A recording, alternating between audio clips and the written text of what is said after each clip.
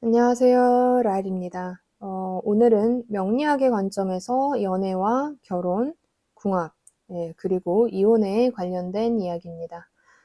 이 영상 하나로 이 모든 것을 설명드리기는 좀 어렵지만, 큰 틀에서 대체로 어떻게 보는지, 그리고 실제 적용을 해서 풀이하는 방법 몇 가지를 곁들여서 설명을 드리겠습니다.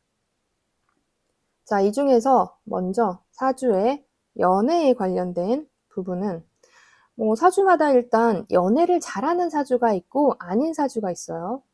잘하는 사주 중에 또 가만히 있어도 이성에게 인기가 많거나 또는 내가 이성을 잘 꼬시는 재주가 있는 사주로 나눠질 거예요.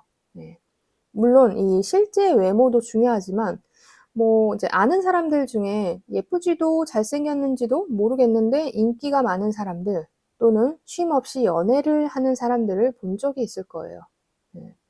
보통 가만히 있는데 인기가 많다 이런 경우는 사실 거의 드물어요. 이제 알게 모르게 자신이 끼를 펼치고 있는 경우가 대부분이고 또 생각보다 눈이 낮을 가능성도 높습니다. 그래서 연애가 잘 된다고 해서 자만할 필요도 없고 잘 안 된다고 해서 의기소침할 필요도 없는 거죠. 사주에서 생겨 있는 글자가 대개는 나의 성향, 그릇이 정해져 있는 경우가 많기 때문이에요. 자, 그리고 우리가 사주에서 흔히 말하는 이제 도화살. 이 도화살은 오히려 본인이 노력하는 것에 가깝고, 물론 같은 노력도 도화살이 없는 사람보다는 그런 같은 행동을 해도 주목받는다는 차이가 좀 있지만, 결국 저절로 매력이 넘쳐 흐른다라는 것은 오히려 홍염살에 가까워요. 그래서 이제 대중에게 또는 다수의 사람에게 매력적인 사람들은 분명한 것은 본인이 어필하는 부분이 있다라는 거죠. 본인이 노력을 한다라는 거예요. 그런데 이 홍염살은 본인이 어필하지 않아도 어떤 특정 사람들에게 강력히 매력이 어필되는 부분이 저절로 있는 사람이에요. 그래서 우리가 소위 말하는 대중적인 인기는 별로인데 좀 덕후를 생성하는 덕후몰이를 하는 사람들의 사주는 홍염살이 강할 확률이 높고 대중적인 인기를 가진 분들은 도화살이 있을 확률이 높다로 구분할 수 있을 것 같습니다. 결론은 도화살이나 홍염살이 둘 다 있다 하면 덕후몰이도 있는 사람이고 또 대중적으로도 인기가 있다라고 볼 수 있는 거죠. 그래서 이것이 조금 구별이 된다라고 보시면 될 것 같아요. 그리고 이제 연애에 관련해서는 이제 무조건 성별을 나눠야 되죠. 자, 이제 여자에게 이성이라는 존재는 관성이에요. 관성. 자, 남자의 경우는 이성이 재성이죠. 그래서 서로 이성의 글자가 다르기 때문에 남녀의 차이가 좀 나요. 이거는 무조건 음양으로 태어났기 때문에 다른 부분이에요. 자, 여자의 경우 관이라는 것은 이제 나를 극하는 오행이죠. 그래서 이제 관이라는 것은 나에게 어떤 안정감, 울타리를 주는 존재이지만 동시에 그 울타리 속에 억압되는 나를 억압하는 존재인 거예요. 그래서 기본적으로 관성은 불편성이 있어요. 불편성. 그러니까 오히려 여자들은 내가 뭔가 먹고 사는 것이나 아니면 다른 안정감을 갖고 있다면 남자가 없이 사는 것에 더 편하게 느끼는 분들이 많은 거예요. 직업이 안정되거나 아니면 나의 본가, 나의 부모님과 그냥 안정된 삶을 잘 살고 있다면 결혼이 늦어지는 경우가 이미 안정감을 갖고 있기 때문에 거기에 더해서 나는 압박감을 가질 필요 없다라는 거죠. 그러니까 관이라는 것, 나를 극하는 사람을 옆에 둘 이유가 없다라는 거죠. 그래서 나를 극하는 남자를 만나 불편함을 감수해야 하기 때문에 부담스러울 수 있어요. 그래서 소위 말하는 잘 나가는 여자들은 억압이 없어야지 자기의 재주를 펼치죠. 네, 직업에 더 올인할 수 있고, 또 동시에 내가 잘났기 때문에 억압하려는 관의 존재, 남자를 좀 용납하지 않으려는 성질이 강해요.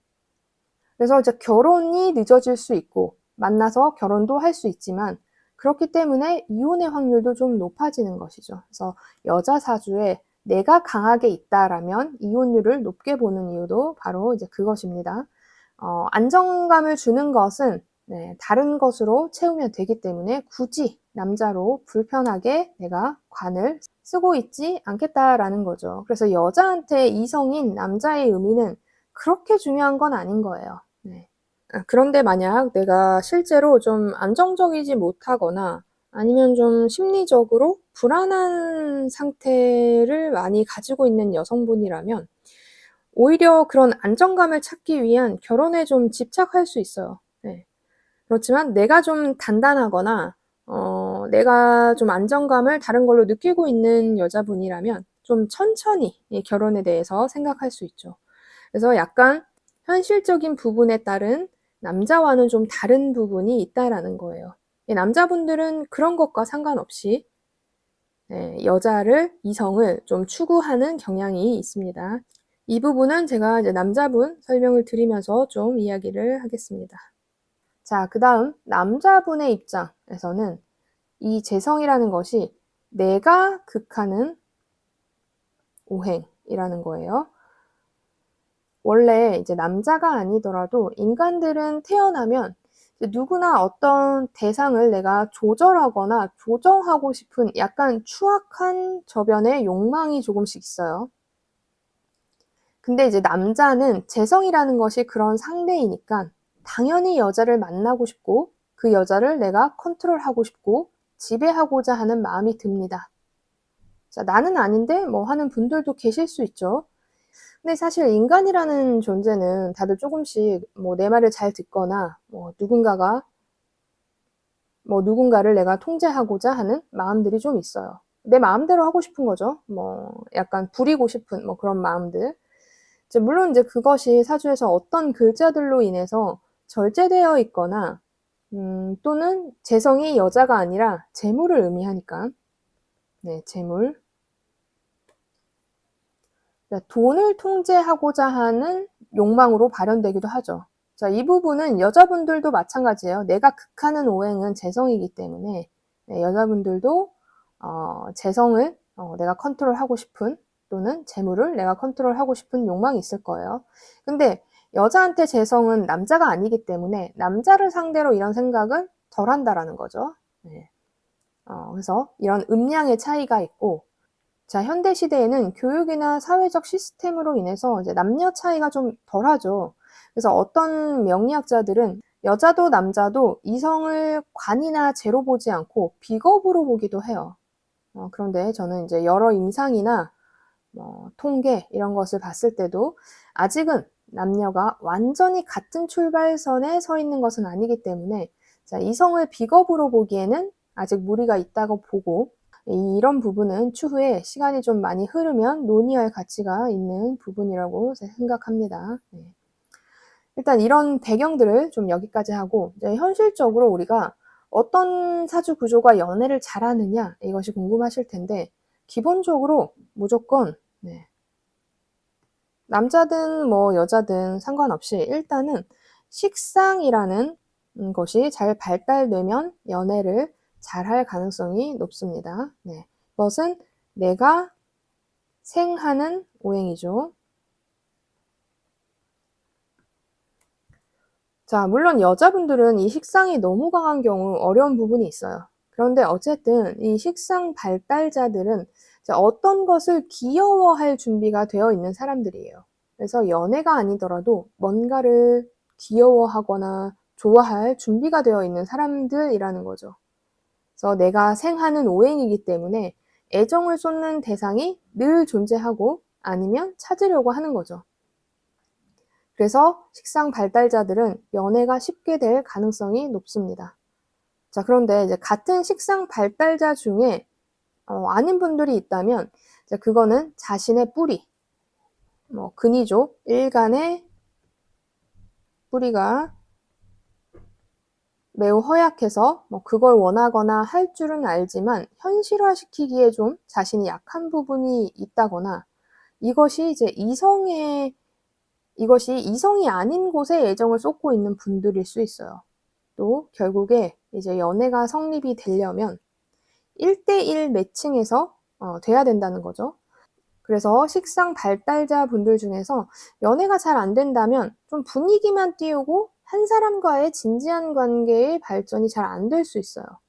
또는 연애가 짧게 끝나고 다시 만나고 그리고 결혼까지는 못 가는 경우가 많을 수 있습니다. 그래서 사주에서 연애와 결혼은 좀 다른 이야기예요. 네. 여기에서 결혼의 경우는 남자분들 같은 경우는 이 식상이라는 것의 결과가 재성이죠. 그래서 재성의 유무가 중요할 테고, 자, 여자의 경우는 관성이기 때문에 그 결과값이 이제 입력이 안 되어 있으면, 즉 사주에 없으면 결실까지 가기 힘들 수 있는 거죠. 자, 이런 부분은 내가 식상도 잘 발달되어 있고 재성이나 관성이 좀 있어. 그런데 조후가 중요해요. 또 조후. 여기에서 조후까지도 봐야 합니다. 또 여자분들 같은 경우는 물론 식상도 중요하지만 이 관에 가려고 하면 재성이라는 움직임도 있어야 하기 때문에 결국은 이 재, 관, 식 모든 조화가 중요한 거예요. 네. 어쨌든 내가 일부 식상이 있거나 또는 관성이 있는데 운에서 좀 글자들이 받쳐주면 당연히 결실을 이룰 수 있죠. 그래서 8글자에 이 모든 것이 없어도 운의 흐름에 의해서 결실을 이룰 수는 있어요. 만약에 식상이 아예 없는 여자분의 경우, 식상이 아예 없는 여자의 경우, 그런 경우는 보통은 식상이 없는 여자분들은 관이나 인성, 그 다음에 비겁 또는 재성이 발달이 되어 있겠죠. 자, 재성이 발달이 되어 있으면 그래도 식상 대신 재성으로서 남자를 만나기 때문에 만날 수 있지만, 자, 이 재성도 발달되어 있지 않다면 연애 자체가 잘 성립 안 될 가능성이 높아요. 그래서 여자분들은 이 식상의 유무와 재성의 유무에 따라 연애를 할 수 없는 경우도 있고 잘 되는 경우도 있습니다. 그것이 결혼까지 가는 것은 또 다른 문제이죠. 관의 유무. 자, 남자의 경우에는 식상이 없어도 연애할 수 있어요. 연애를 할 수는 있어요. 결혼도 할 수는 있어요. 인성이 강해도 관성이 강해도 연애도 결혼도 할 수는 있는데 오히려 지나치게 재성이 강하면 못할 수도 있어요. 일단 그렇고, 그럼 내가 어디에서 연애를 할 수 있거나 결혼을 할 것인가, 이 부분을 좀 알아야 되는데, 그것은 바로 이 배우자를 뜻하는 배우자의 궁, 이 궁을 보면 됩니다. 바로 일지이죠. 일지의 십성에 따라 내 배우자 궁은 여기서 놀고 있어 라는 것을 알고 있어요. 물론 이제 그 안에서 내가 만나지는 실제 이성의 형태는 사주마다 다르지만 내 배우자가 어떤 물에서 놀고 있는지는 알 수 있는 거예요. 그래서 만약에 내 일지가 인성이다. 자, 인성이다 하면 인성의 바다에 배우자가 있는 거죠. 물론 이제 편인과 정인이 약간 차이가 있지만 전체적으로 우리 인성의 뜻은 문서, 학문, 도장, 계약, 그 다음에 모친 아니면 윗사람, 나를 생해주는 인자이니까 이런 것을 의미하죠. 그러니까 다시 말하면 내가 공부하는 곳 학교에서 만나거나 내 엄마가 소개시켜주는 사람 또는 윗사람이 소개시켜주는 사람의 인연이 있는 거예요. 그런데 이제 내 사주에 관성의 모양이나 재성의 모양에 따라 내 배우자의 궁보다 상대방의 배우자의 궁에 따라가기도 해요. 그래서 이것이 100%는 아니라 이제 제 관의 모양을 잘 봐야 하지만 어쨌든 배우자 궁의 십성에 따른 인연이 있다라는 것이에요. 그럼 만약에 일지가 관성이다. 관성은 직장을 말하죠. 직장이나 어떠한 조직 문화 같은 것을 의미해요. 자, 그래서 이런 직장에서 만날 가능성이 높은 거죠. 비겁이면 친구들에게 소개를 받는다라고 할 수도 있고, 자, 이렇듯 배우자 궁의 십성이 중요해서 내가 결혼을 하고 싶다, 연애를 하고 싶다 하면 그 인연에 맞는 시도를 하는 것이 중요해요. 자, 물론 운도 중요하죠. 그래서 만약에 올해 내가 지인을 통해서 뭔가를 하는 운세라면 이제 지인에게 부탁하는 것이 맞는 거죠.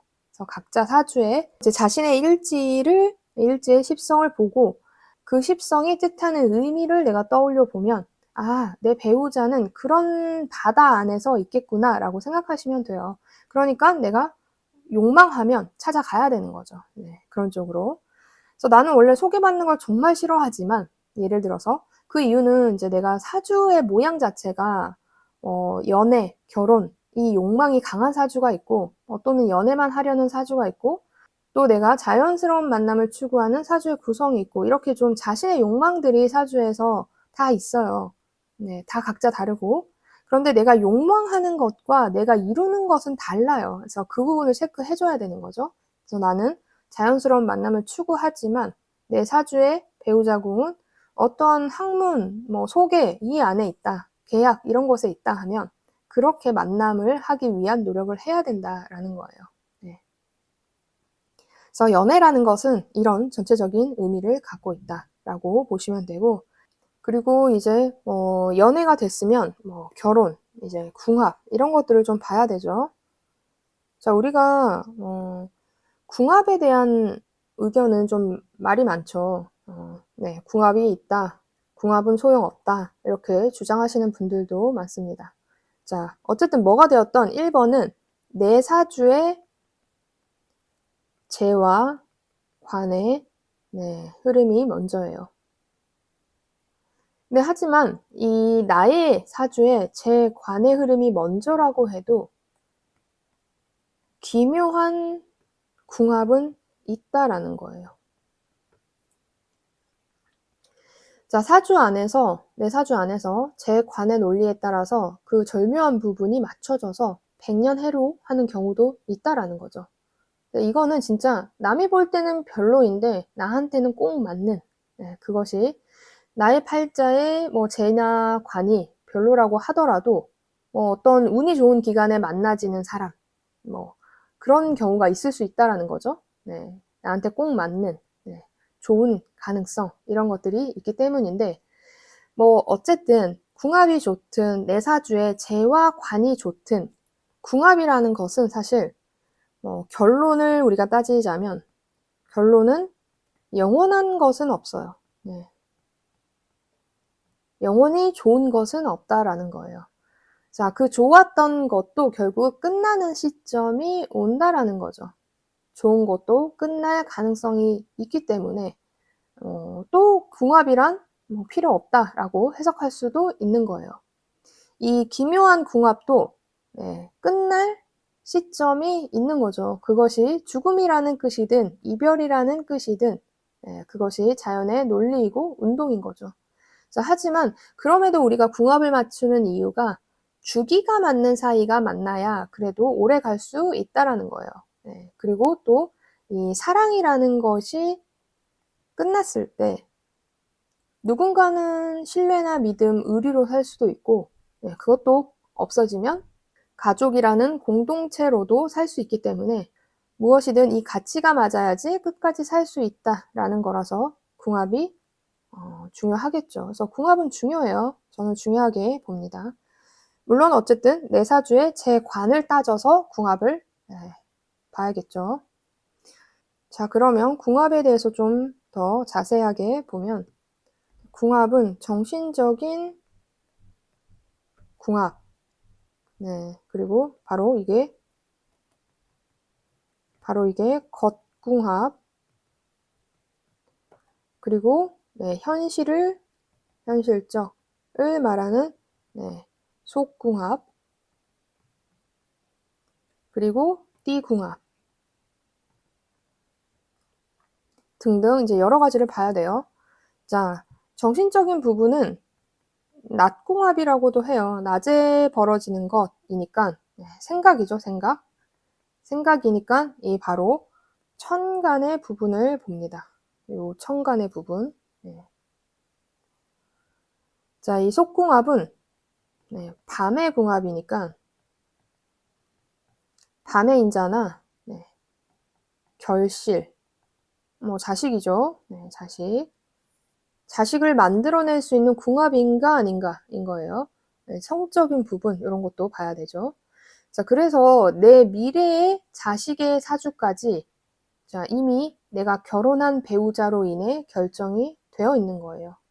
자, 내 사주에 자식 자리가 아무리 좋아도 결국 배우자의 사주에서 자식 자리가 별로면 부부 둘 사이에 자식으로 인한 문제거리가 생긴다라는 거죠.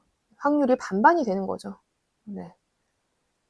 자, 어쨌든 그래서 궁합 중에 이 정신적인 부분은 이제 사주에서 천간에 3기를 이루는 사이가 있어요. 3기.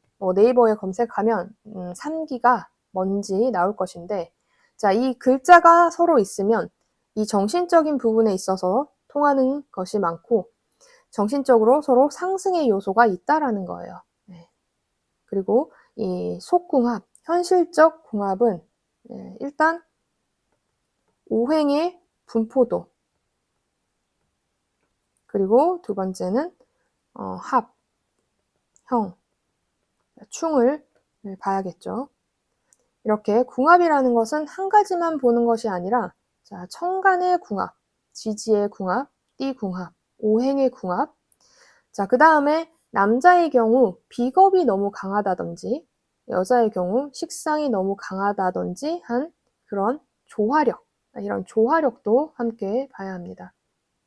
자, 이 띠궁합에 관련돼서는 좀 오해하는 부분이 있어요. 이제 일단은 뭐 삼합을 이루는 띠가 좋다라는 것인데 일단 거기서부터 좋다라는 의미가 다 각자의 상황에 맞는 좋음이에요. 네. 그런데 삼합은 결국은 서로의 힘의 논리를 얘기했을 때 동등하다라는 의미거든요. 동등. 그러면 어느 한 명이 돈을 벌면 그에 상응한 대가를 상대방은 주고 어떤 사람이 일정 10년 동안 돈을 벌었다면 자, 그 상대방이 그 다음 10년은 돈을 벌 수도 있는 이렇게 상생하는 거예요. 주고받는. 한쪽만 희생하거나 한쪽만 참는 것이 아니라 이 주도권이든 뭐든 간에 주고받는 사이라는 거죠. 원래 이제 한 명이 끝까지 희생할 수는 없는 거죠. 그런 의미예요. 이제 삼합의 띠들은.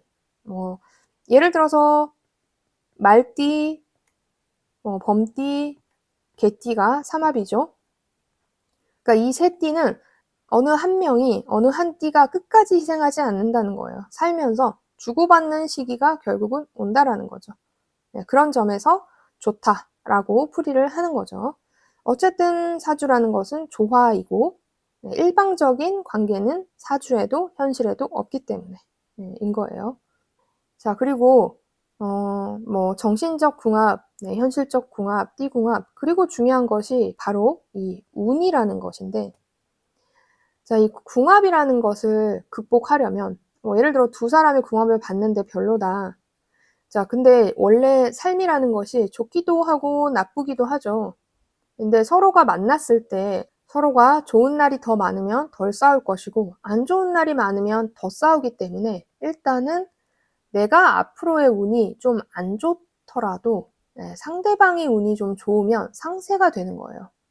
그래서 어떤 이런 술사분들은 서로의 궁합을 볼 때 상대방의 운이 앞으로 좋냐 아니냐 이것만 따지는 분들도 계세요. 네. 물론 내 운도 중요하죠. 네. 그래서 이혼도 결국 마찬가지예요. 이혼도 한 가지만 보는 것은 아니에요. 우선 내 사주 이 8글자에서 이혼의 확률이 높은가? 자, 그 다음에 내 대운이 어떤 방향성을 가지는가예요. 네. 그 다음 두 사람의 궁합 등을 이제 고려를 해서 결론을 내리는 거죠. 그런데 어쨌든 여자가 네, 식상이 강하면 이혼할 위기가 있고, 네, 오히려 관이 강하면 네, 이혼을 하지 않을 가능성이 높아요. 자, 남자의 사주에 인성과 비겁이 강하면 이혼의 위기에 처할 가능성이 높아요. 네.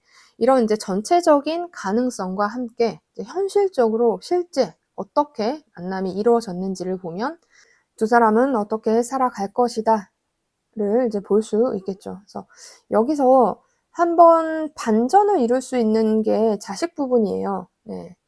그래서 이제 부부 두 사람이 자식을 낳아서 나아지는 사이가 있을 수 있고, 자식을 낳지 않아야 또 100년 해로할 수 있는 궁합도 있어요. 그렇지만 기본적으로, 운명적으로, 네, 여자는 자식을 낳음으로써 배우자와 멀어지는 것은 맞아요. 그러니까 이제 자식을 잘 낳아야겠죠. 뭐 시기든, 뭐 실제로 낳는 것에 대한, 또는 한 명인지 두 명인지.